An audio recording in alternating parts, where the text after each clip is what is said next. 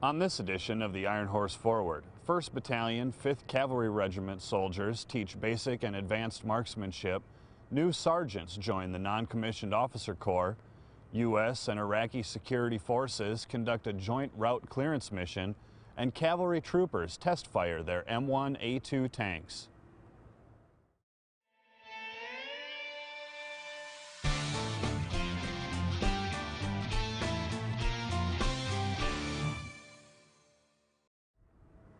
Hello, and welcome to the Ironhorse Forward. I'm Staff Sergeant Josh Tverberg, reporting from Tikrit, Iraq. Rifle marksmanship is an important skill for any soldier. Sergeant John Higgins tells us how soldiers from the 5th Cavalry Regiment are passing these skills along to their Iraqi counterparts. Infantry soldiers with Bravo Company, 2nd Advise and Assist Brigade, 1st Cavalry Division are teaching the critical skills of basic and advanced marksmanship techniques to their Iraqi counterparts. These skills will enhance the Iraqi Army soldiers' capabilities as they continue to manage their country's security. Well, we're training 25 Iraqi soldiers in the fundamentals of marksmanship, close quarters marksmanship, advanced rifle marksmanship, and culminating event on day 5 is conducting Battle Drill 6, enter and clear a building or room. The Iraqis are doing very good, actually. Very surprising that they're taking to the training very quickly.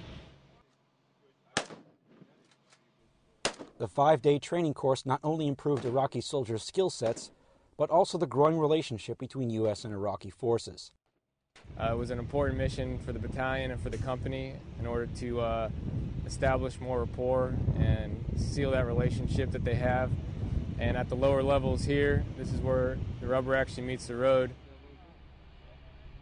The 3 battalions that we're training today have an offensive capability that they can use to surge if they have to protect a certain area that's threatened.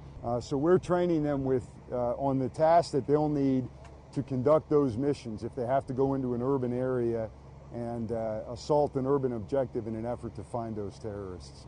So overall, I think it increases their capability, and anytime we can better partner with our Iraqi partners helps us all in the future in creating an enduring relationship with the nation of Iraq. The intent of this training is not just to improve one soldier's skills, but also that they share what they have learned throughout their units, training the trainer as their American partners do. Reporting from Tikrit, Iraq, I'm Army Sergeant John Higgins. The backbone of the Army, that is, the Non-Commissioned Officer Corps, grew stronger during a ceremony at Contingency Operating Base Spiker as new sergeants crossed the line of authority.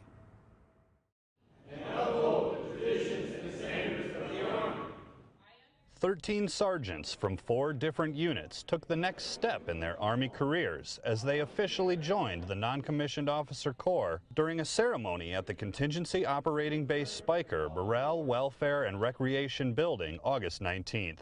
During the ceremony, these new NCOs learned about the history of the Army Non-Commissioned Officer. We talk about the Revolutionary War, the World Wars, all the way up to the current wars. It allows them to understand where our NCOs came from. The line of authority represents our stripes and how the history of the NCO came into effect. And it kind of gives them a place to set as the bar of where to begin their career as a young sergeant. Many of the sergeants who took part in the ceremony are serving on their 2nd or 3rd deployment. Sergeant Jaime Munoz talked about what it means to him to serve as an NCO. It means a lot to me. Having been here, having still been here for my 2nd tour, and it's just an honor to serve the United States of America, the armed forces of the United States, and be a part of a big team. The NCO induction ceremony is full of tradition, from signing the charge of the non-commissioned officer to the lighting of candles and reciting the NCO creed. This rite of passage honors the NCOs who came before them while celebrating the newly promoted leaders. Reporting for U.S. Division North, I'm Staff Sergeant Josh Tverberg. After the break, a joint route clearance effort helps keep U.S. and Iraqi security forces safe and 1st Battalion, 5th Cavalry Regiment soldiers test fire their M1A2 tanks. When you're deployed, think safety when it comes to your weapon. It's important to know the proper clearing procedures for the type of weapon you have. T. Treat your weapon as if it's loaded. H. Handle every weapon with care. I. Identify your target before you fire. N. Never point the muzzle at anything you don't intend to shoot. K. Keep the weapon on safe and your finger off the trigger. Think. Safety. For one-on-one training on how to properly clear your weapon, contact your unit's safety office. Man, I love running outside. Gotta make sure your uniform's squared away, though. It's pretty easy, too, unless you're that chick who didn't get the memo about earbuds. Or this guy, with his dang shirt untucked. And I'm pretty sure you're not allowed to mix and match uniforms.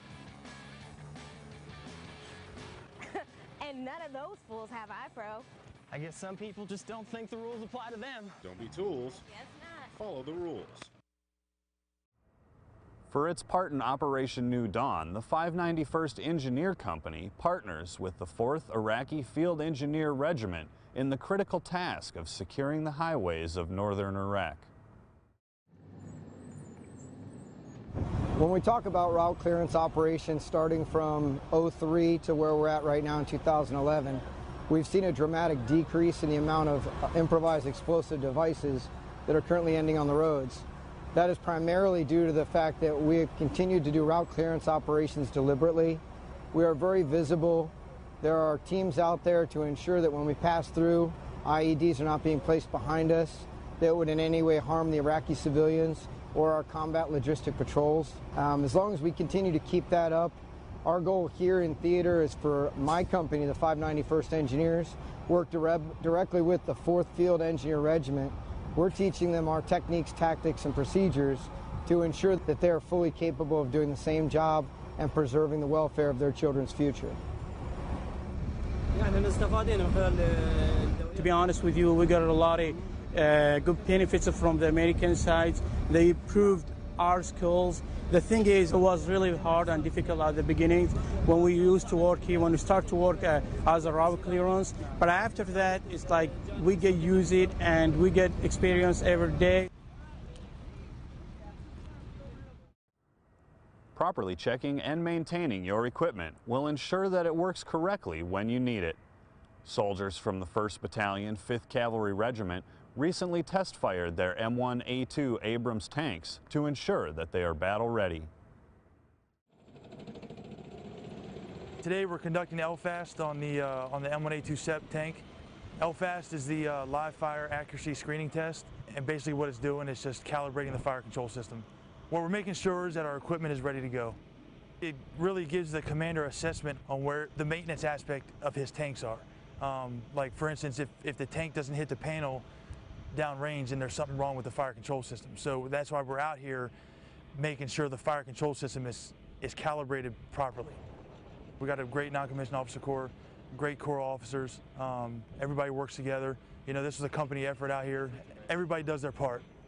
My favorite part about this job is teaching the soldiers about the tanks, the more advanced knowledge of the tank, and then this stuff right here, you know, because a lot of them haven't done this, you know, and we did about 3 weeks of preparation to this, and just to see the expression on the soldiers' faces that they didn't know stuff about the tank, that's my favorite part of the job. I'm Staff Sergeant John S. Putty from Damascus, Maryland, and this is my part in Operation New Dawn. That's it for this edition of the Ironhorse Forward. Make sure to check out all of the U.S. Division North social media websites for more stories, photos, and videos from Operation New Dawn. I'm Staff Sergeant Josh Tverberg from Tikrit, Iraq, steadfast and loyal.